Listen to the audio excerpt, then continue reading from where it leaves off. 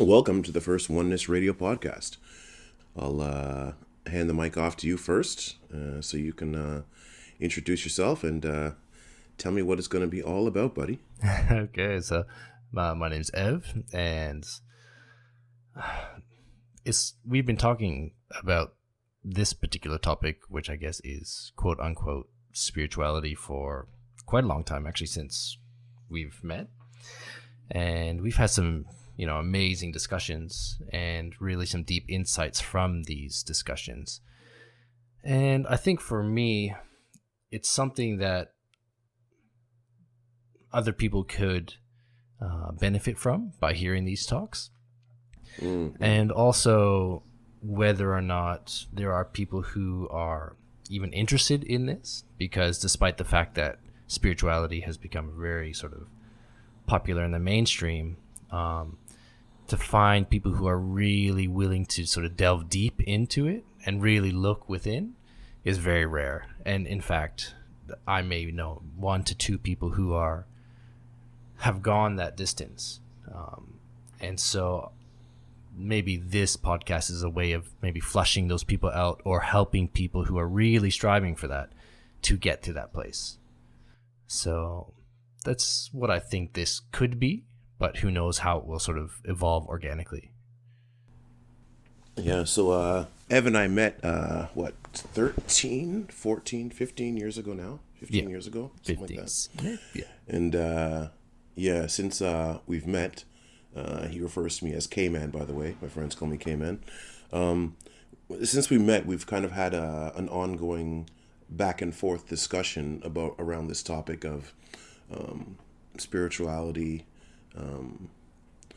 unlocking of certain potentials within the human being, personal development, even down to like human interactions, relationships, and how it all fits together. But the main theme has always been in the background, this theme of a spiritual enlightenment, development, ascension, whatever people want to call it, right? And keeping an open mind to the whole thing at the same time, because I guess when we met up, we were just kind of like, okay, let's start with basic, doing Zen meditation. We just got a book, started doing Zen meditation, really, and just went from there with no real clue on where we would end up. So, and here we are 15 years later, doing a podcast, and hopefully some of the discussions we've had can be of benefit, like you're saying, to people who are of similar interests, and helping them in any way possible, but at the most inspiring them, right? Inspiration, because I'm not really, I don't know who I am actually to be saying to people, I'm going to help you do this and that, but I can definitely say to people who are in what I call the spiritual trenches, the everyday ins and out of trying to live a more open, spiritual, and loving life, that I'm definitely there in the trenches with you. I'm definitely going to always lend a hand and inspire as much as I can, and as much as our journey can do that and our discussions can do that for anyone listening, then that's my ultimate hope. Right? I'm not really here to express a particular opinion. I'm here to just keep inspiring you to do whatever it is you're doing on your journey. Well said. That's really good. So I guess the biggest thing, since this is the first podcast, maybe we could talk about, what is spirituality? What do we mean by that? Of course, it's hard to articulate that. But are there some pointers that we could say, okay, well, this is what we mean by when we mean consciousness or presence or awareness? That's a really tough one too, because we're going to use words, right? And you might have heard this somewhere else before, but I used to think about the same thing sometimes as a child, and more recently as well, is that there's a whole universe out there, so to speak, right? And whether you think that universe is within our mind or somewhere out there either way, it's a whole universe. And then within that whole universe, there's our galaxy cluster, right? Within our galaxy cluster, there's a galaxy. Then within that galaxy, there's our solar system. Within the solar system, there's our planet. And on the planet, there's, the city that I'm sitting in. In that city, there's an apartment or a house, and I'm sitting in a room. And in that room now, there's me. And then there's me holding a pen. And now there's the tip of that pen. And now through the tip of that pen, right, one might try to articulate the entire universe. Or you could say from the tip of a tongue, one might try and articulate the entire universe. So we're trying to articulate something here that's almost beyond articulation, right? So anything we do will be a humble attempt to try and get across a concept that might maybe open one up more to seeing things in a different way, to having a perspective on their experience that they never thought possible before. So I'm not trying to, go, hey, do this and do that. It's like, hey, if you look at things like this, see what you see for yourself. And then make your own conclusions about what you see from there. And that's where the inspiration comes in, because one must constantly be getting up and trying to go back to the drawing board, or willing to experiment with their own perspective on life. Naturally speaking, and to just go within one's own mind and begin to question the way that they've set up their worldview, the way that they've set up their opinion structure, the way that they've set up their values within their own mind, whether they've done so consciously or unconsciously. Perhaps broadening one's perspective and giving one alternative ways to set those things up can give you the answers that you're looking for. The answers that have been there the entire time. It's that you haven't been looking at things from the perspective where they're readily obvious. Sorry, that was a bit long-winded, but trying to get out a proper, or once again, trying to articulate a concept can be tedious at times, because you're trying to stuff very complex things through the tip of a pen or through the tip of a tongue. So I guess what makes what everyone thinks of as spirituality, I guess, in the mainstream these days, different from what you're trying to articulate. So, we talk about these days mindfulness. It's a super hot topic. And, what's the difference between being spiritual and being mindful? Is it the same thing? You know what I mean? Is it a tool? Oh, I see. Yeah. Mm-hmm. Well, what's your opinion on this? I mean, this isn't going to be an interview, my friend. So delve in, jump in. You seem to have something to say. Yeah, so I guess, these days, I don't want it to sound sort of condescending or anything, but spirituality these days is more about developing an identity around being spiritual. So I guess I'd like to call that something like spiritual materialism, like acting out the part of being spiritual rather than really delving into, well, what is it? What is spirit, right? So mindfulness itself, I think, is an excellent start to delve into spirit, to what that actually means. So just like what you were saying there, really examining your worldview and where that came from is basically the essence of mindfulness. Always being mindful of how you say things, what you're saying, or even your thoughts. So what thoughts are popping up, and who's responsible for those thoughts? Where do they come from? And so that's just a tip of what I believe spirituality to be. It's not necessarily doing yoga or crystals or anything like this, right? Although your expression of spirituality may include those. However, spirituality really is spirit, right? We're talking about spirit. It's really important to find out what does that mean from an experiential level. Just like you can't know what something is until you experience it. Someone can't tell you about it. You have to find it yourself and really know what that means, which is why the great spiritual masters are always pointing. Their words and the scriptures are always about pointing to that which is and guiding you to that. But they can't really articulate it. They do their best, right? I mean, they get close, but it can never be close enough to what that actually is. So I think it's really important that if you are on the spiritual path, spirit should be your ultimate endeavor. That should be it. And what that is and what is it when you experience that. So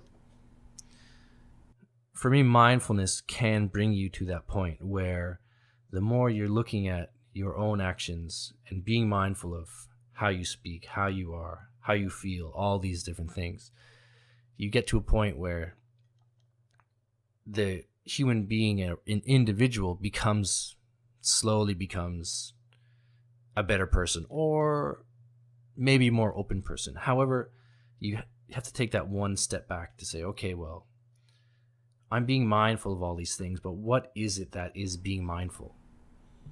Can I see what that is? Can I know what that is intrinsically?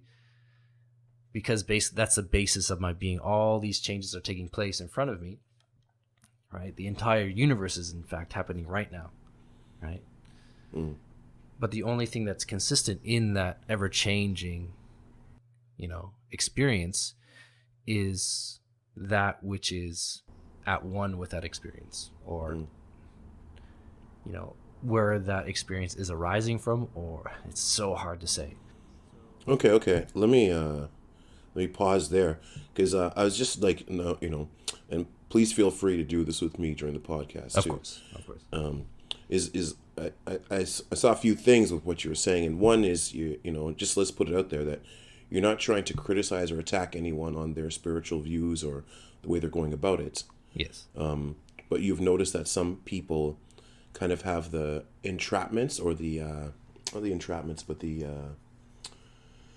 outward appearances of a spiritual life. So Yes. they meditate in the mornings, or they go to yoga, and they're a vegetarian and all those things, right? And these seems to be the trap, the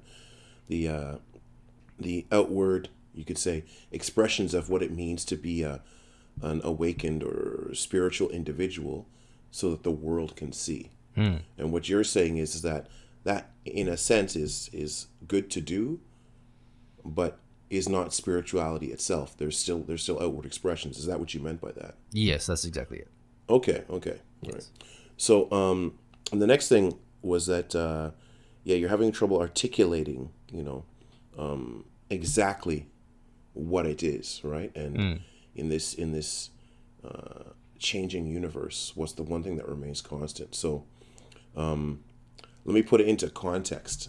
So, like, what I think you might be trying to say is that, so if we look at our existence, right, and we look at spirituality, I think the goal of spirituality is to kind of go, and maybe just have inner peace, a constant sense of inner peace. Let's call it that for now, right?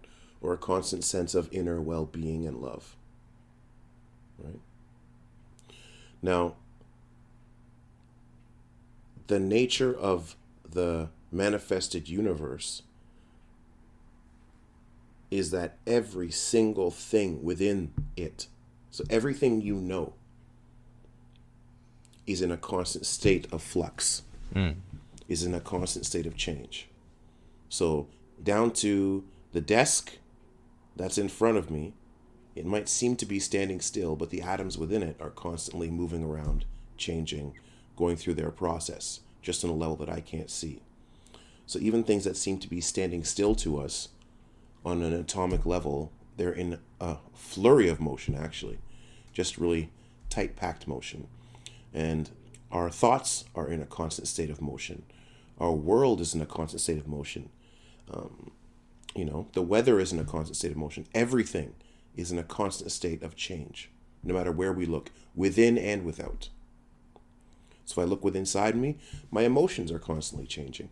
My thoughts are constantly changing, and what I'm thinking is constantly changing, as well as the world outside of what I consider myself. So if I'm going to look for some kind of or peace or some kind of stability within any of those things, it'll only be temporary at best.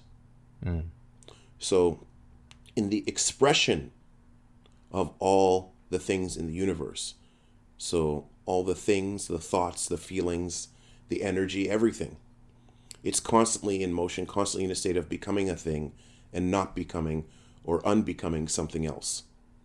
So if I look for some kind of stability within that, I'm really just building a house on shifting sands. And it'll only be temporary. I might get a temporary respite or a temporary kind of, now I get it. But it'll change again.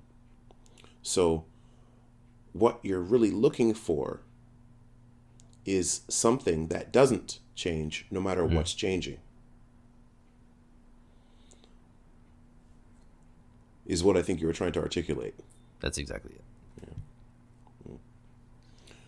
And so looking for this thing or this one or this view that doesn't change no matter what else is changing. And that seems to be the goal of mindfulness, spirituality, meditation. As far as I know, when I'm looking at it from the outside in, is to find some kind of inner peace, independent of outer things, including your own mind.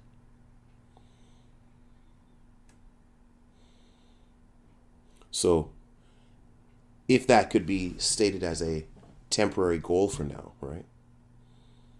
How does mindfulness kind of bring us into this? How is mindfulness applicable? Because that's what you brought up initially, was the mindfulness thing. Yeah, so I guess with most people, one of the biggest things that when they start following this path, they really notice the internal chatter and how much that affects their level of well-being. So mindfulness, I guess as a tool, is a way to either accept what is coming up, right, which is one way of doing it, or to quiet yourself enough so that the mind itself starts to quiet. And then you begin to realize that the internal chatter is that basically is affecting you is ideas and thoughts that you have identified with in some sort of way. So what someone might be thinking that causes them a lot of emotional or psychological stress or suffering, another person may not necessarily feel the same way about that thought or experience, right? So somehow you've attached some part of your identity to that. And what mindfulness can help you do is to realize that you are not actually that experience or thought that's coming up in relation to each other. So the more that you come back and you realize this, the less and less the internal chatter will have an effect on you.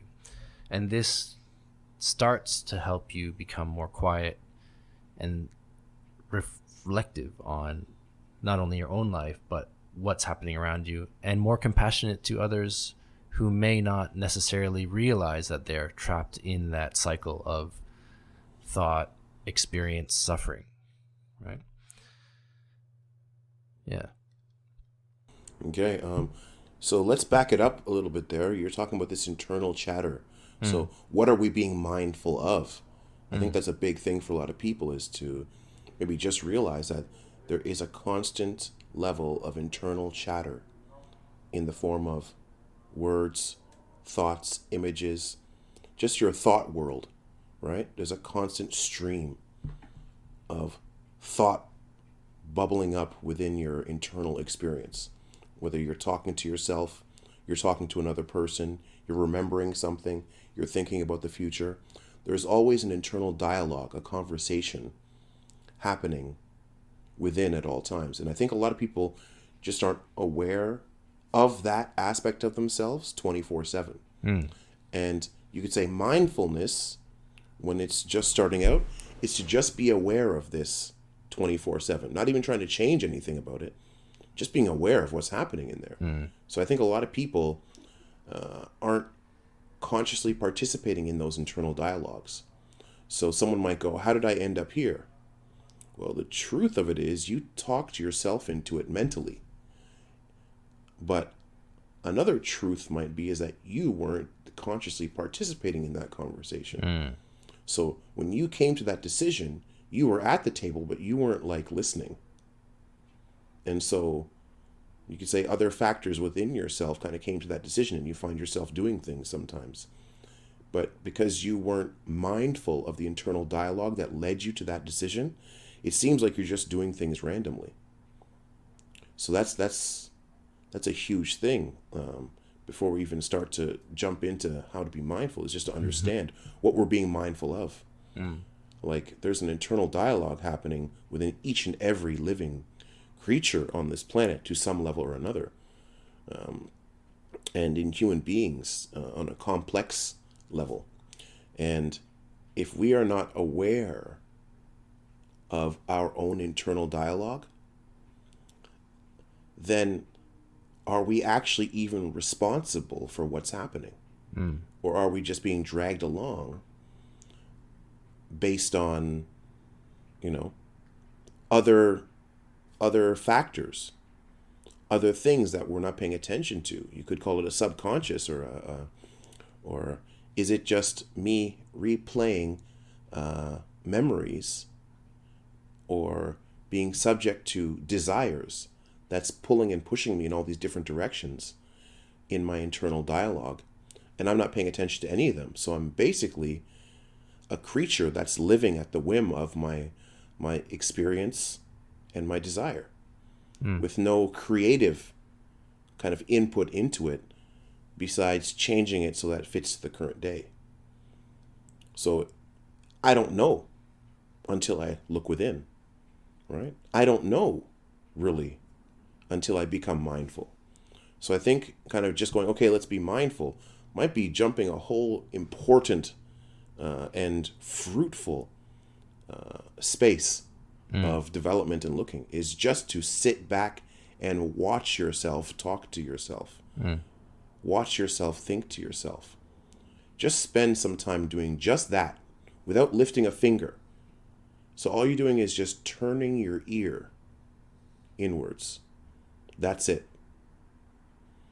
That in itself might, I think, reveal, clear up, and inspire a lot of things, a lot of positive changes within an individual, right?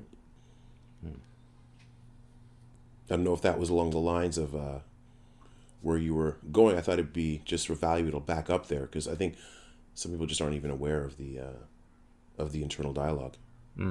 It's very good. And it just, I guess, ideas of sort of,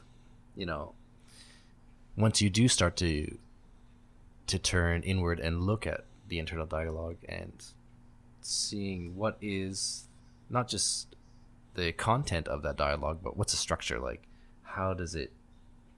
Why is it shaped in a certain way? And why do I think certain things? And those sort of things.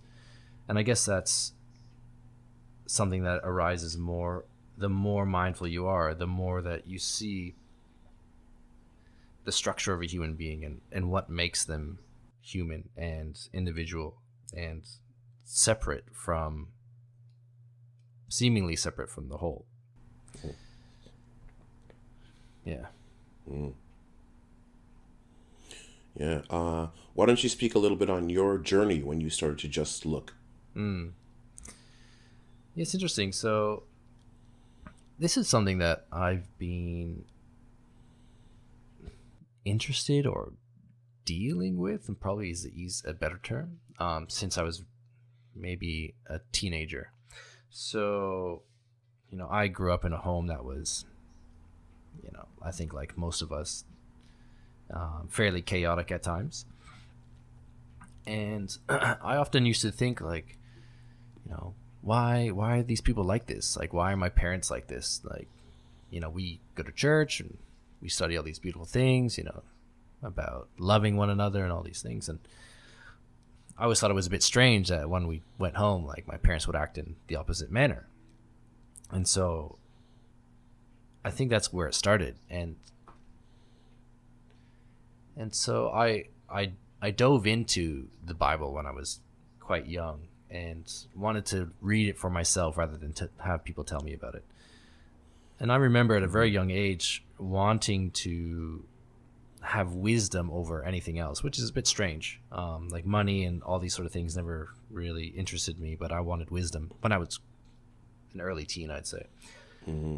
And so I started to really, question my beliefs and what was happening in my life at that time. And then I went to university and learned how to think critically, which is, I think, the best thing about university, is just to learn that skill and to question basically everything in the intellectual world, let's say.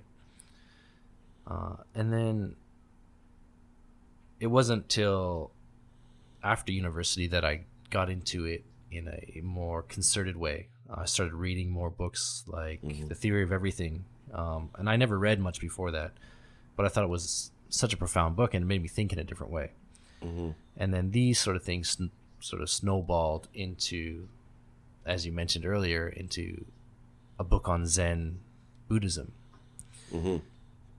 And that's really when I started practicing in earnest, on and off for the next like 2 decades or so. So it's hard to say when that sort of internal dialogue actually happened, because it's been ongoing since I was quite a young person. And there are key moments in my life when I can say that it became clearer than others. I guess you might call them Satori moments, which is basically a moment of a glimpse of enlightenment, let's say, where this self breaks down and you're at one with all, let's say. That's the easiest way that I can describe that. And since I had that sort of experience, it's really trying to understand. I think it's like everyone trying to understand the meaning of this life. You know what I mean? Okay. The meaning of this existence. Let me pause there, because you said something that pinged a lot of things for me, and so you were talking about this Satori moment, right? That comes from Zen, Satori, which is not enlightenment itself, but kind of like a glimpse, you were saying, right? When the self breaks down and you're one with everything, right?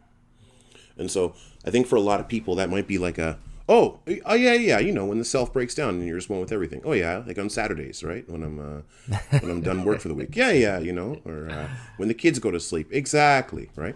So you just dropped something there that was very, it might at the point where you've been dealing with this for, you'd say, a couple decades, right? It might be very comfortable for you to say, I had just a moment where the self broke down and I was one with everything.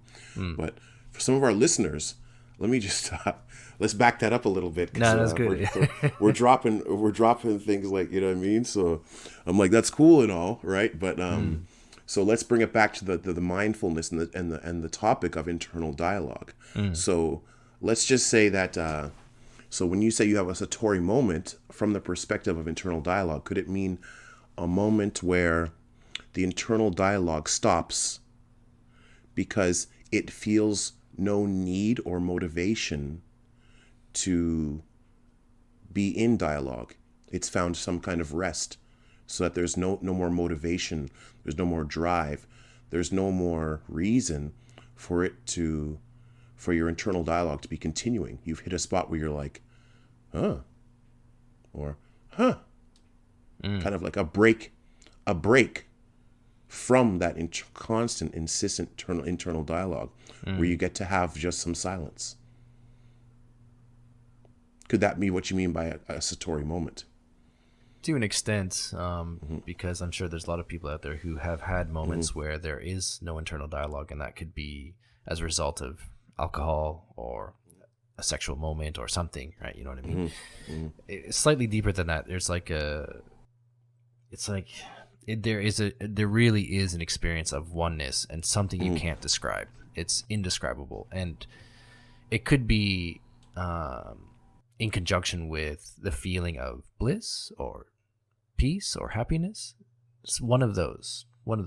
For me, it always tends to be just pure peace. Yes. So I think that's really what I mean by Satori, because as you say, it can be confused fairly easily with sort of more everyday or mundane experiences. So to bring it back in the lens of just for the kind of get like a thread going through the program today, is that from the perspective of mindfulness, when you're bringing up this oneness with everything, right? I would put it out there that from the perspective of mindfulness and paying attention to your internal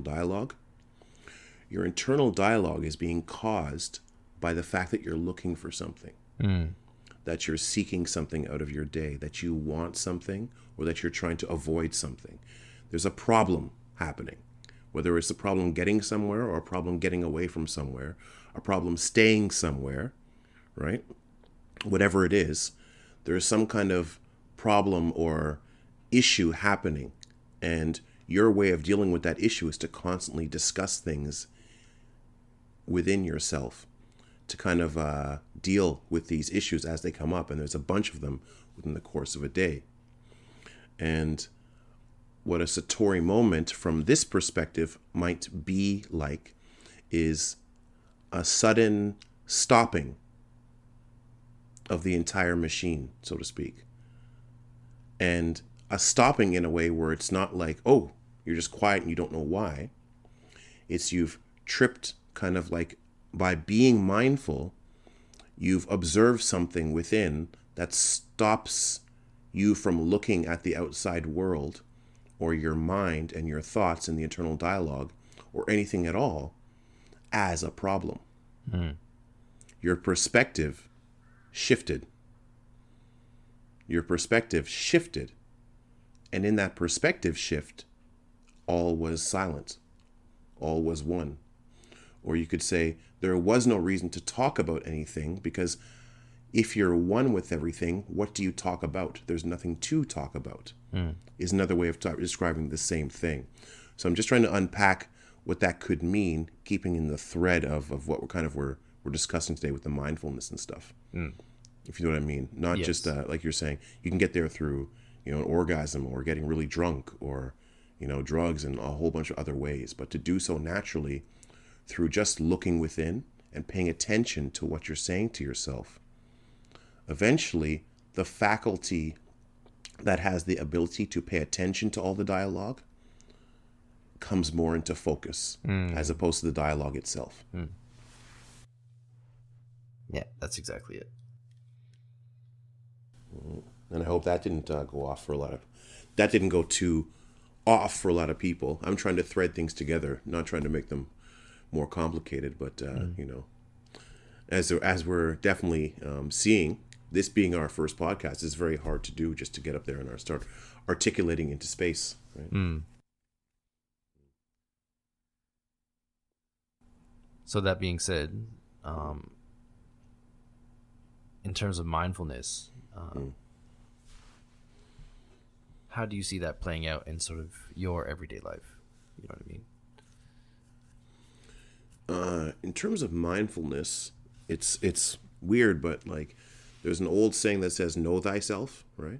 And what mindfulness or paying attention to your internal thoughts and dialogue, like really paying attention to them as if they're like another voice that you can physically hear with your ears.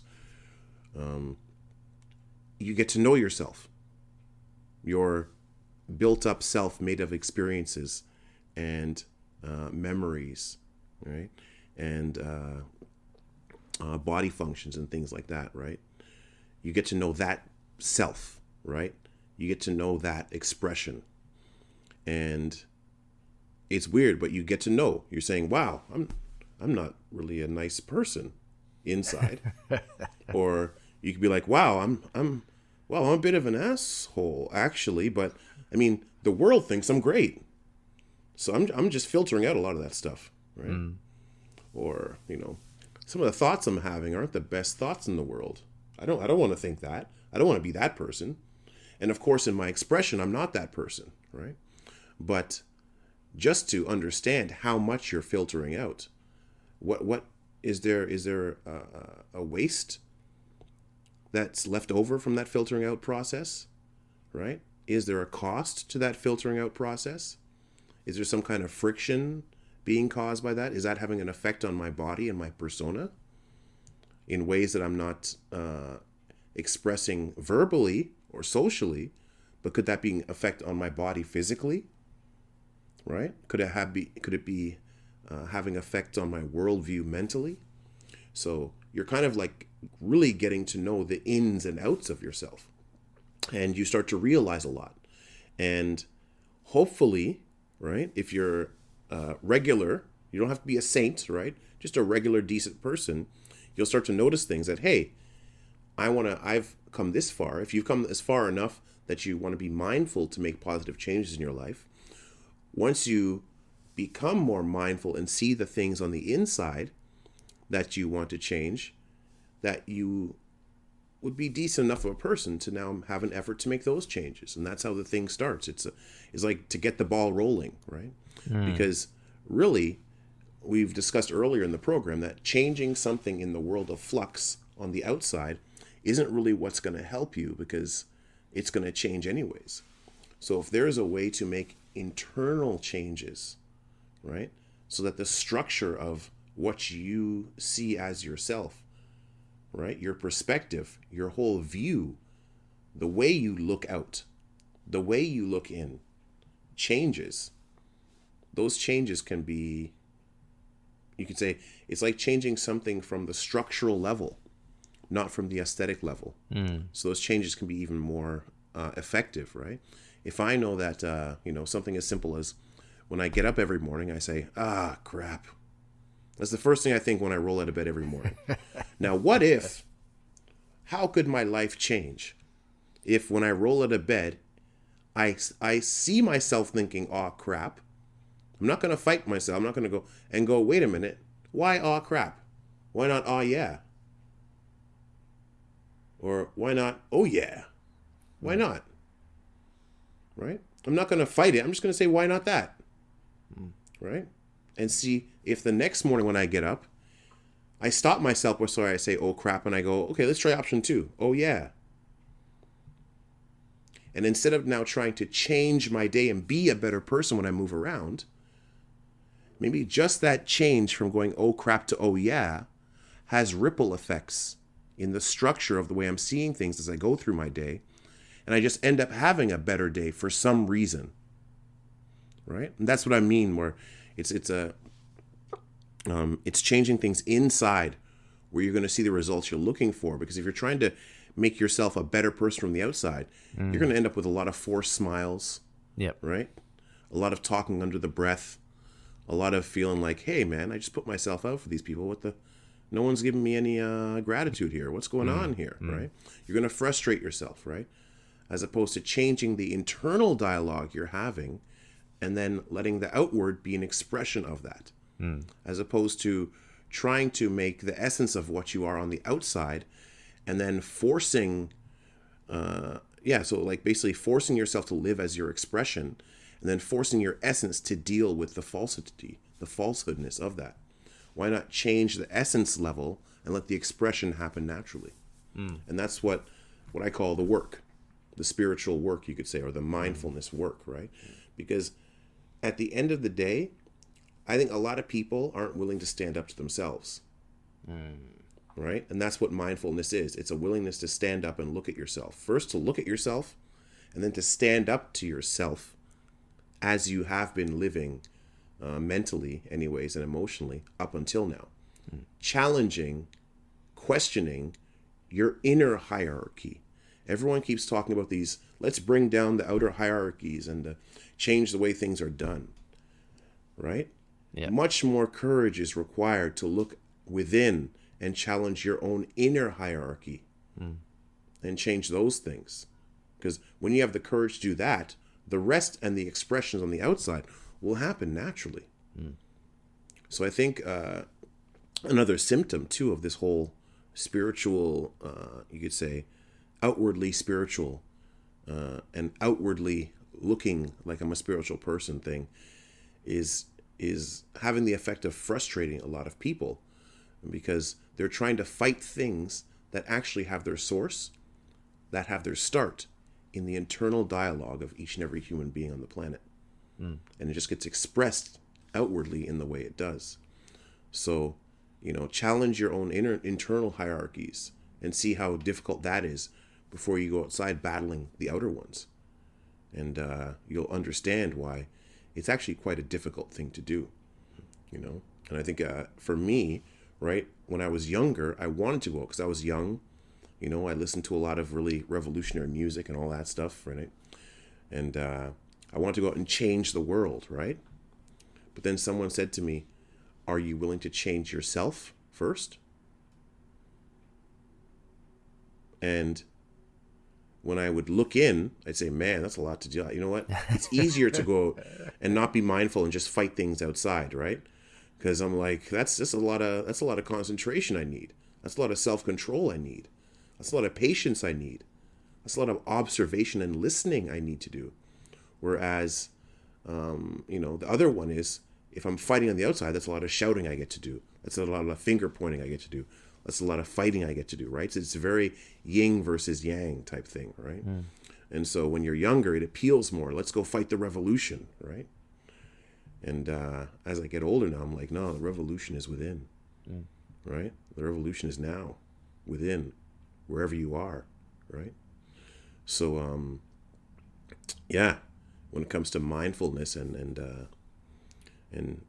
trying to make some kind of relative progress in this life, that's where I kind of stand on that issue. Whereas, looking within solves everything, because so much of what we are thinking to fix on the outside is just a symptom of something happening on the inside.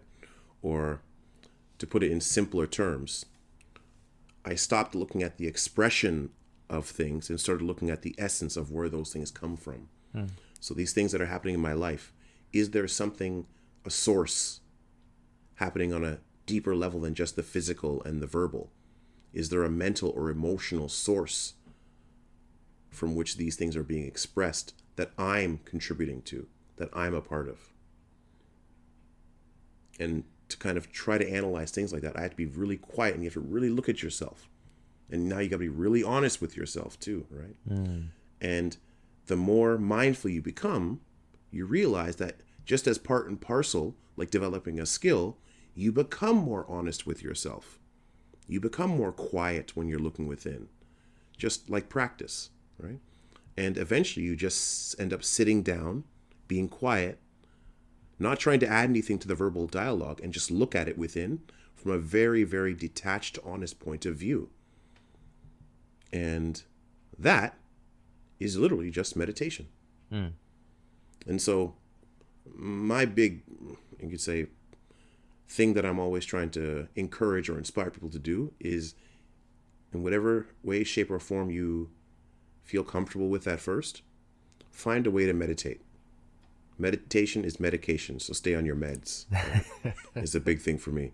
Stay on your meds, because if you're meditating, you're being honest with yourself, right? Once you lose that touch of honesty with yourself, then there's all kinds of space for all kinds of things to happen. But when you're honest with yourself, there's a certain stability you have as you go through a day that no one can shake, right? I'm not calling it inner peace. I'm not calling it enlightenment. I'm just saying being honest with yourself is a great way to stand in the world, if nothing else, right? As a starting point. Yeah, that's good. I think you really developed the idea of mindfulness there, like from basically looking at, okay, well, where do I start? Start looking within, but then as that process develops and you do it more and more and more, then as you said, you become more honest with yourself. And it's interesting because like something like, Jiminy Cricket's character in Pinocchio, where he's Pinocchio's his conscience. You know what I mean? And if you can find that within yourself, your parents are always, when you're younger, telling you to follow your conscience or let your conscience be your guide or whatever. If you honestly do that, that is a great form of mindfulness. It basically is mindfulness practice. And how this can, as you said there as well, lead it to sort of a more deeper meditation. It could be vice versa as well. You could start meditating and then that lead you to mindfulness as well. Is the spiritual work, as you said as well.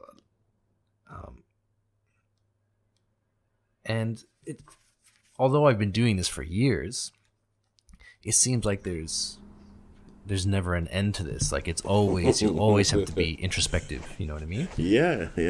So as if introspection itself was, you could say, the state of mind to inhabit, as opposed to outrospection, so to speak, right? So it's like as if the goal was to just be completely introspective.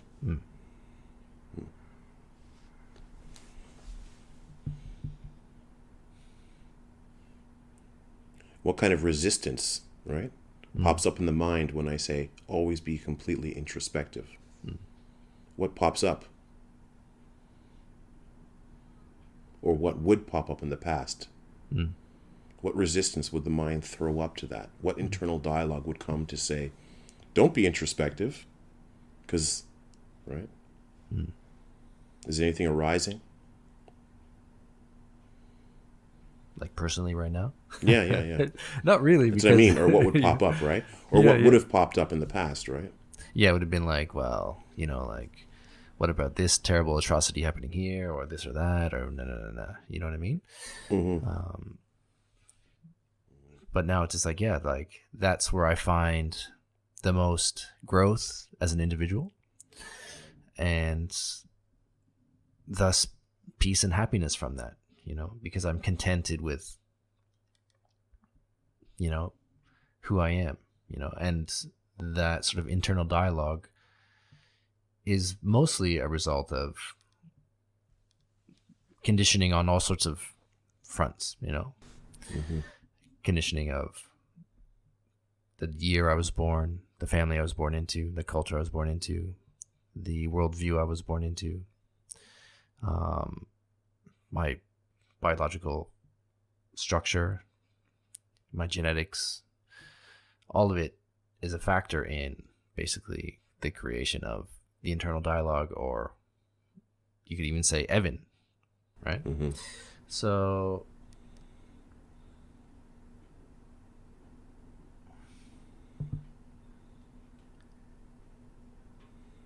the introspection has really helped me break those false images down and realize that that's not me.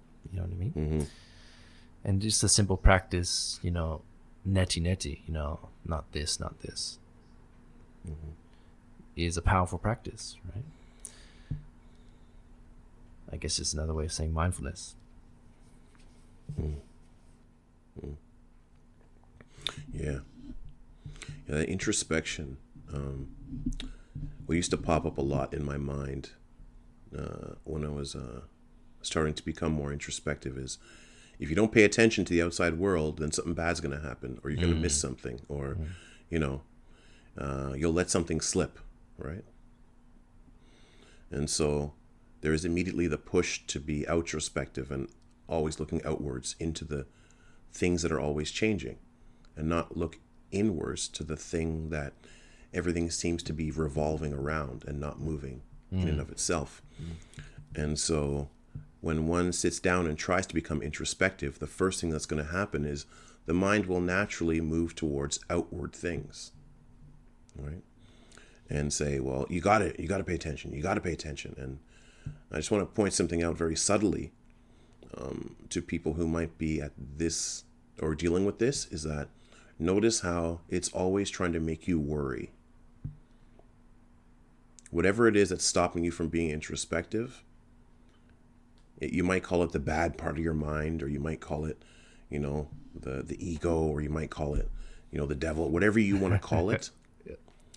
it's using fear tactics to stop you from looking within and finding inner peace. So, as convincing as it may sound, it might even tell you, look at you, you're a bad father, you're a bad mother. You should be out there looking at your kids. You should be thinking about their well-being. Why are you just sitting down and thinking and looking within? It'll make you try and feel selfish. It'll make you try and feel less than you are. It'll make you try and feel like you're bad, or it'll make you try and feel afraid of something. It doesn't matter to it how it does it, as long as you stop being introspective. And notice that as soon as you try to stop being introspective and you get up and say, I'm just going to go about my day, whatever it was trying to convince you of immediately stops. Immediately. As if it's like, okay, you're not being introspective anymore. Okay, I don't have to do this game anymore. Yeah, as you were, carry on with whatever it is, as long as it's not looking within. I'm fine. But as soon as you start to try and look within, watch the defenses, watch its hackles rise up, and try to start to talk you out of. Use the internal dialogue to move you away from being introspective. And if you want to get even more general, you might look at the entirety of your internal dialogue in a day and try to generalize it into one theme. You might see that its constant goal is to try to keep you from being more introspective, to keep you engaged in outside things. And it might be constantly engaged in that because that's where you've invested so much of yourself in. So the process of becoming mindful and introspective is giving credit to, paying homage to, giving respect to the part of yourself that isn't out there. It's taking time to acknowledge the inner part of yourself. That's all it really is at the end of the day. The inner part of yourself that doesn't have anything to do with the outside. The inner part of yourself that you are when you wake up in the morning. When you're sitting there not really particularly thinking about anything. The you who you are when you're sitting there with your eyes closed and just trying to drift off into sleep. Just take time out of the day to give respect to that part of yourself. Take time out of the day to pay attention to that part of yourself. Instead of trying to outwardly be more spiritual, what if all you need to do is just pay attention to your spirit and let the rest work itself out? I'm just going to put that out there for today. And we're coming up to the end of our hour here. Yeah. So I just kind of wanted to give anyone listening something to chew, right? To chew on until our next broadcast. Anything to say there, buddy? No, I don't think so at all. I think that,